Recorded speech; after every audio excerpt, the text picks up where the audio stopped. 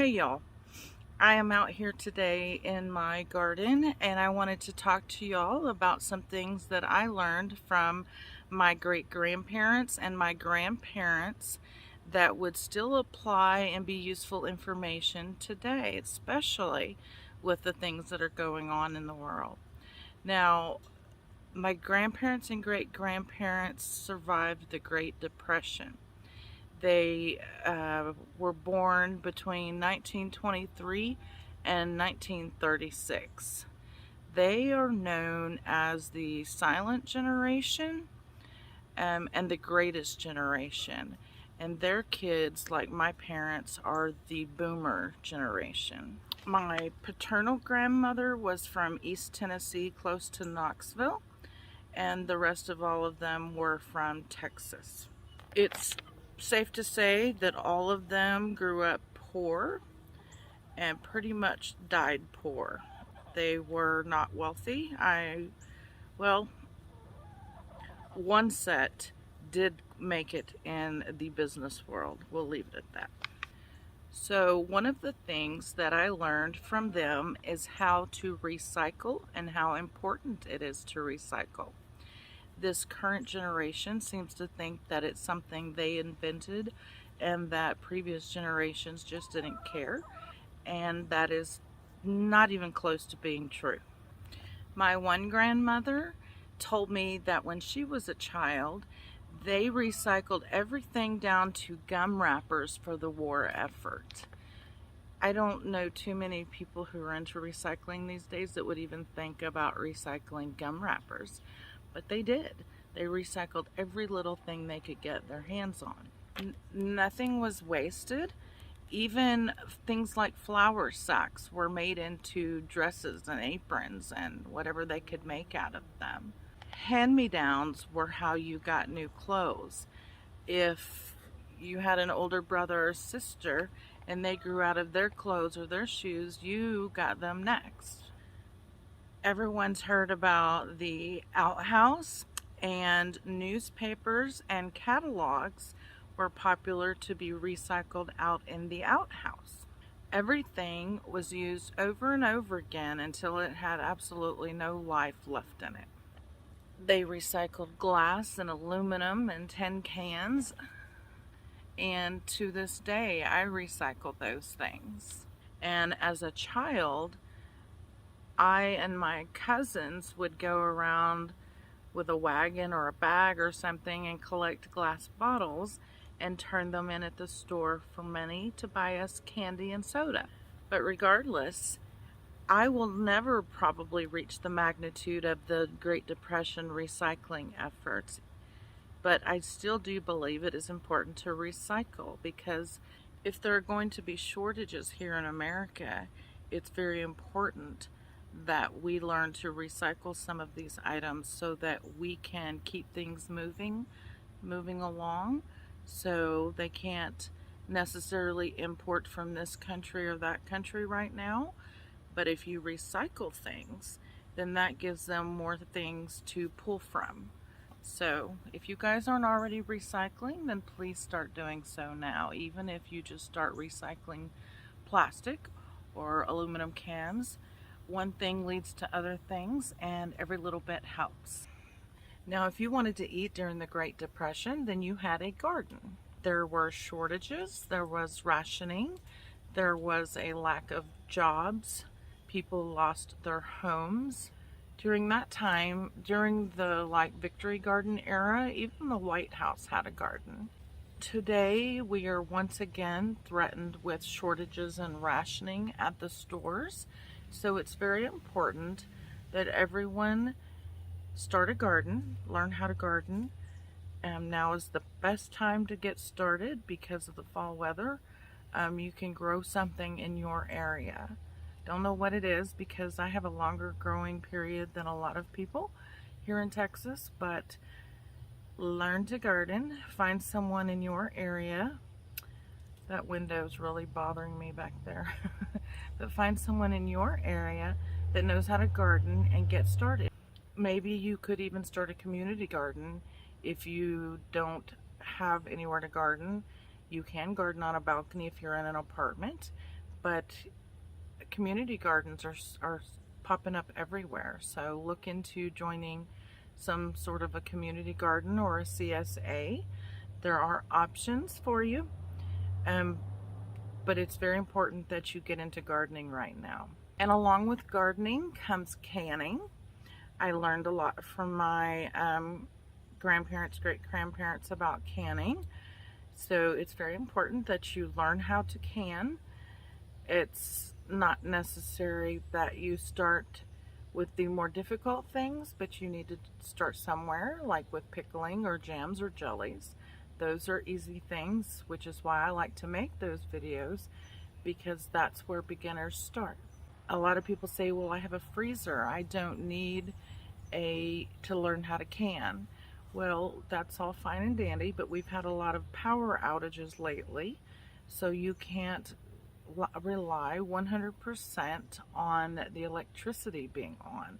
So it's important that you learn how to can and have some canned foods on hand, so that if you're without power for a week, which is not unusual where I'm from, then you do have something to eat still. Of course you can buy all that, but if you're gonna garden, then you should also learn how to can what you have grown. Doesn't matter if you learn from a canning book or YouTube videos or your local extension office. There's various ways to learn, and none of them are wrong. It doesn't require expensive equipment. I know there's some canning Karens out there that disagree, but you can start with your regular old spaghetti pot and go from there, adding to your equipment. You'll find that a lot of Americans don't understand that most of the world water bath cans, they don't have pressure canners. So find you someone that is experienced and knows how to water bath things safely if you're not comfortable with pressure canning, because my great-grandparents didn't pressure can and neither did my grandmother. So a lot of what I learned from them, watching them or whatever, did not involve a pressure canner. So don't let the expensive equipment scare you away from canning. There are different ways to can safely. So another thing that I'm grateful I learned from my Great Depression era grandparents is learning how to cook from scratch, because knowing how to do more than just push buttons on a microwave or order from DoorDash or pop something frozen in the oven, you know, you can't always depend on those things. So learning how to cook, especially without a recipe in front of you, that's important as well, because there's not always electricity to rely on Google recipes. If you're not a good cook, I suggest you buy you a cookbook, just in case you ever need it. As grocery prices get higher and higher and more things are out of stock, you'll find that a lot of people are going to be getting desperate. Our Great Depression ancestors didn't eat out as much as we do today, and didn't rely on a microwave or foods that they could pop into the oven. They knew how to take a few ingredients and throw them together and make a meal. Even if that meal was just beans and rice and cornbread. How many of you know how to make that? A lot of people don't. They think they do, but they really don't. It's, you know, you can make some beans and rice, but is it something you would want to eat 7 days a week? Because it may come down to something like that. And you want to have something that actually tastes good.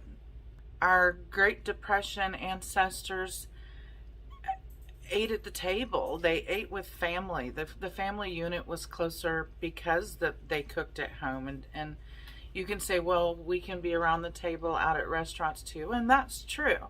But there's just something different about a home-cooked meal. So if you guys don't already know how to cook, I hope you learn soon. So another thing that I learned from that generation is sewing.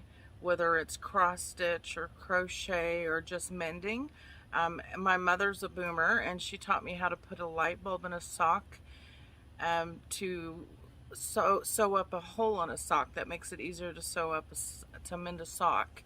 And you're like, well, why would I ever do that? I will just go buy new socks. You never know what shortages are coming up. I can take sheets or old clothes and rip them up and crochet them into rugs. I have some of those in my house. There's nothing that I can't mend. I can mend, clothes. I can put in a zipper. These are valuable things to learn, especially in times, bad economic times, and we don't know what the future holds. So if you don't know how to sew, hook up with somebody that can teach you some of those skills. I think I was about 10 years old when my grandmother gave me the Little House on the Prairie series, the set of books, and I've loved to read ever since then. It's not just a way to learn, it's also a way to relax with a good cup of coffee or hot chocolate on a cold day. So if you can't afford to go out because the economy is bad, then you can just go get you a book. Or I personally don't like Kindles, but you can also read on there, and they even have audio books now. Getting a hobby, whether it's woodworking or whatever it is, having hobbies and things to do in your free time, that's an important thing to do, and not all hobbies are expensive. So get you a hobby or start reading, because when the economy is bad and you can't afford to go out, you can at least read a book about going to faraway places. One thing my grandparents' generation was not shy about was going where the work is. You're not a tree. If there's no work in your area, then move to where there are jobs, where there are good paying jobs. A lot of my grandmother's family moved to like Port Arthur for jobs. My dad's family, they would move to go find drywall jobs on construction sites. So they went as far away as like Chicago and other places up north just to find jobs. You do what you have to do. So if the economy gets bad and there's no jobs in your area, move where there's jobs. It really is that simple. And lots of immigration, lots of people migrated from different areas during the Great Depression to find jobs. So if things get bad in your area, move to where there are jobs. If you can't find a job, or maybe even start a career in a different field, or learn a new trade. Don't feel like you're stuck because the economy gets bad. You're never too old to learn new tricks. Tommy and I are in our 50s, and we've learned how to have a YouTube channel. I mean, you can't be resistant to change in these days. And the people in the Great Depression, they weren't. They moved. They would sell everything, load up the kids in the car, and move to where there was jobs. So I'm glad I learned that from that generation. I'm also glad that I learned you're never too good to do any type job. My grandmother picked cotton. There's pictures. I'll put up a picture of my grandmother's family, and all the kids were picking cotton. That's a hard job, but they did it. They did what they needed to do to survive. Now, I'm not a big hunting person. I have a hard time killing something and then eating it, but I will cook it if Tommy kills it.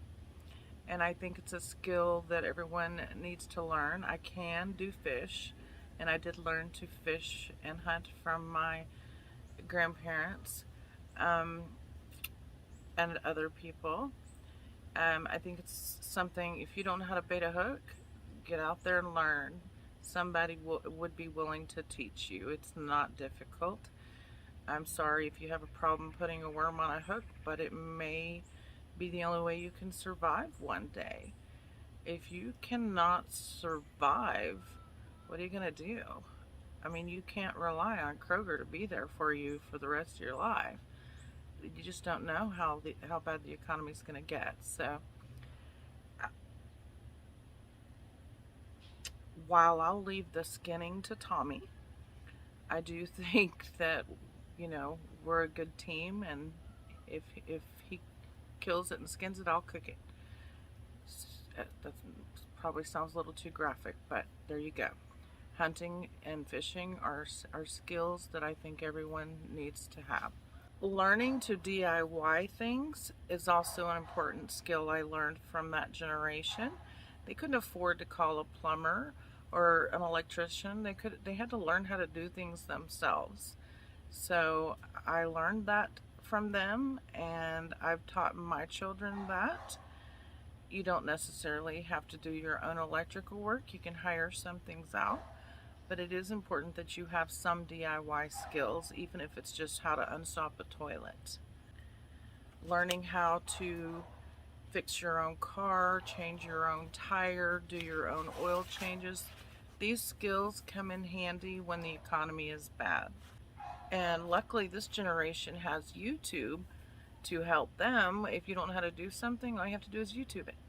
Last but not least, that generation knew how to stick together.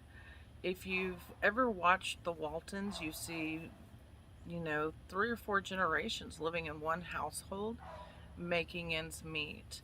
They did what they needed to do to survive. And these days we might have to get back to some of that. It's not shameful. Everyone acts like it's shameful if you have to move back to your parents' house, or if your parents have to move in with you, because the economy is bad, and that's the best that you can do. You do what you can do, and family sticks together. My children are always welcome back in my home, and I would like to think that if I needed to, they would welcome me into their home. That's one of the best parts about the Waltons, is that they understood family, and that was that generation. And as the economy gets worse and worse, you might have to And as the economy gets worse, you might have to have a different living arrangement than what you pictured yourself having. I'm sorry, that chicken just won't shut up. So anyway, those are 10 things that I learned from my Great Depression era grandparents. I think those are things that can help you if the economy does get worse. Thank you guys for watching, and if you haven't already, please subscribe.